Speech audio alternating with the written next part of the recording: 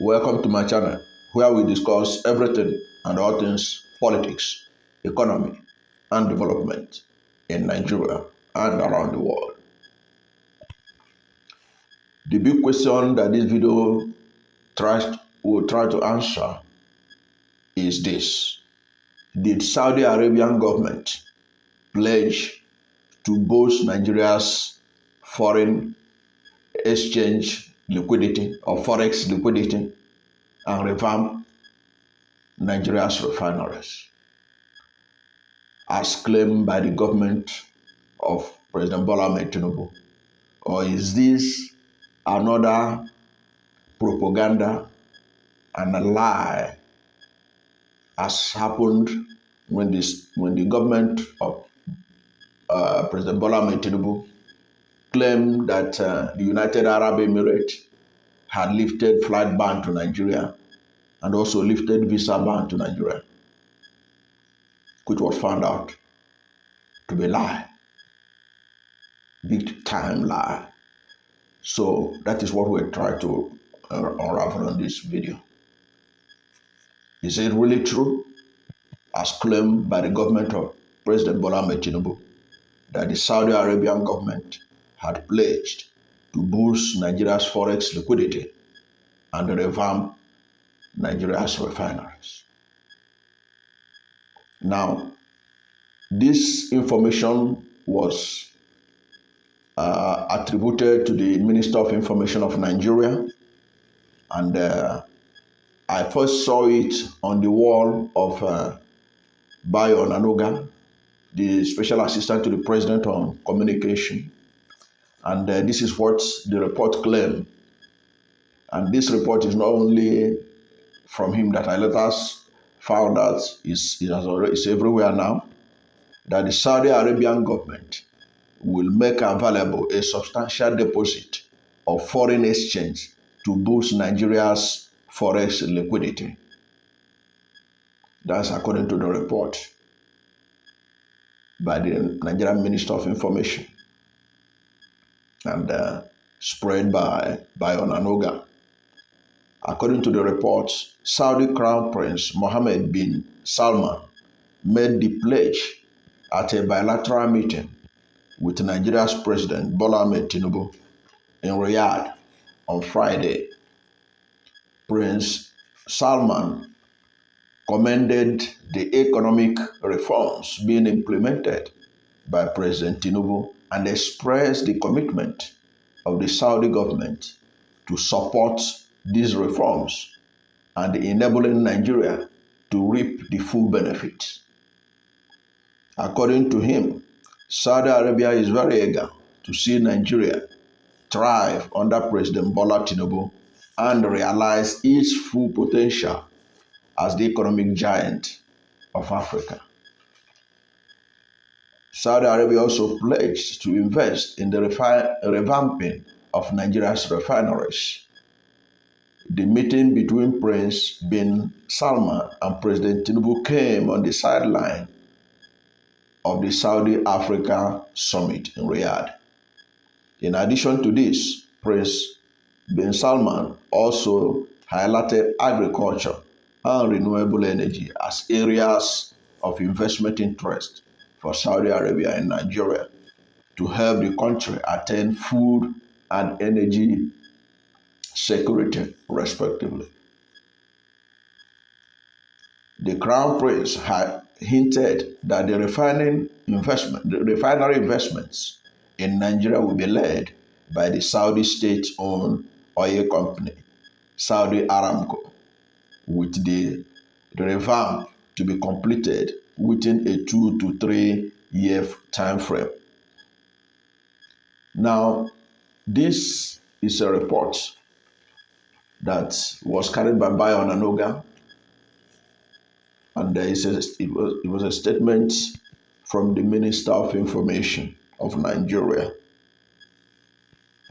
Now, if you look at this report, it was almost as if Saudi Arabia was Nigeria itself. He said that Saudi Arabia wants to ensure that Nigeria has energy and food security. and that Saudi Arabia was ready to support liquidity. So Saudi Arabia wants Nigerian naira to get stronger against other foreign currencies. That's what it means. Because Saudi Arabia, from what the report is saying, that Saudi Arabia is aware of the liquidity problem Nigeria is having in the forex market. And then Saudi Arabia was interested in our refineries. Now, the big question is this: did Saudi Arabia promise all these things?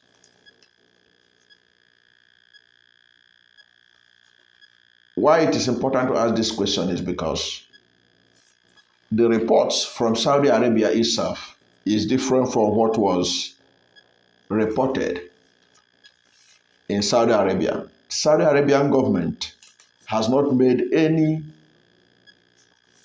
report on this, could not confirm this report. They have not confirmed it because search that I made to get the report of Saudi Arabia, their own side of the story, to confirm that they agreed to do all these things for Nigeria, did not yield any evidence of that. In fact, a report that I saw was from the Saudi Gazette, which is the official press of the Saudi government. Now, this is what the Saudi Gazette had. And what the Saudi Gazette had was generally the promise that the kingdom made for the whole of Africa. There was nothing about Nigeria specific. Now, the reports from the Saudi Gazette read like this. Saudi Crown Prince Mohammed bin Salman has announced on Friday the launch of King Salman's development initiative in Africa, which encompasses projects and programs exceeding $1 billion over a span of 10 years. The announcement took place during the opening of the Saudi Africa Summit in Riyadh, where Crown Prince Mohammed bin Salman, representing custodian of the two holy mosques, King Salman, emphasized the kingdom's commitment to enhancing cooperation and fostering relationships with African nations across various domains. The commitment aims to contribute to establishing security and peace in the region and the world at large. The Saudi Crown Prince envisioned injecting Saudi investments exceeding $25 billion across various sectors. The commitment includes providing $10 billion in financing and insurance for exports and offering an additional $5 billion in developmental financing for Africa until 2030. Moreover, he announced Saudi Arabia's plan to expand its diplomatic presence in Africa, increasing the number of embassies to over 40. Prince Mohammed said, the kingdom has provided over $45 billion to support developmental and humanitarian projects in 54 African countries. There was no report whatsoever about the so-called bilateral agreement with Nigeria. Saudi Arabian government press had never had anything about it. And when I googled and do other necessary searches to see whether Saudi had said anything about these promises to Nigeria, to Nigerian government, all I met was total blankness. There was nothing like that. Even the reports, there were reports about it in the international media, 2 reports by Reuters and Bloomberg. Now, but the report, even the report from Reuters and Bloomberg, did not say the side of Saudi Arabia. In fact, what they regurgitated was what the Nigerian Minister of Information said, which was similar to what NTA said, similar to what China said, similar to what other people were saying. There was no, the writers didn't report the side of Saudi Arabia. So Saudi Arabia was not part of any report, even by Reuters and by Bloomberg on this matter. So they reported it. So if you go now, you are going to see the report on it. But check the report. The report is from the angle of that statement issued by Nigeria's Minister of Information, which means it is the same information you get anywhere, but you will not get a confirmation report from Saudi Arabia to show that actually there was such an agreement and that they made such a promise. And you know that in a government that is suffering from deficit of trust, why should anybody believe this report when Saudi Arabia had not deemed it fit to publish it in its official press, and it could not be found anywhere in a digital platform worldwide? So what is the problem? It means that you have to take it with a pinch of salt. And let us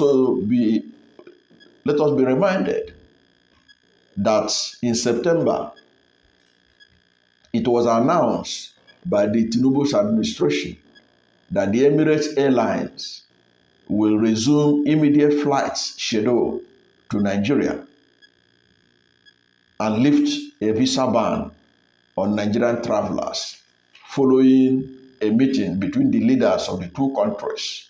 The presidency had told us then. This, I'm telling you, was also reported by Reuters, Bloomberg, everyone else in Nigeria. According to the report at the time, President Bola Ahmed Tinubu and the President of United Arab Emirates, Mohammed bin Zayed Al Nahyan, met in Abu Dhabi to lift the visa ban and agree on new investments in Africa's largest economy.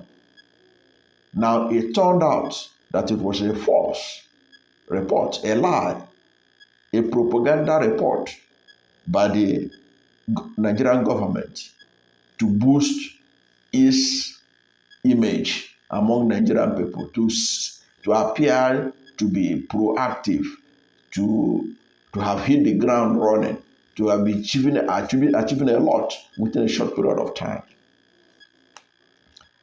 A CNN report citing an official of the United Arab Emirates revealed that nothing has changed in regards to the Nigeria United Arab Emirates travel status so far. And since that September, when that report came out, that ban still stands.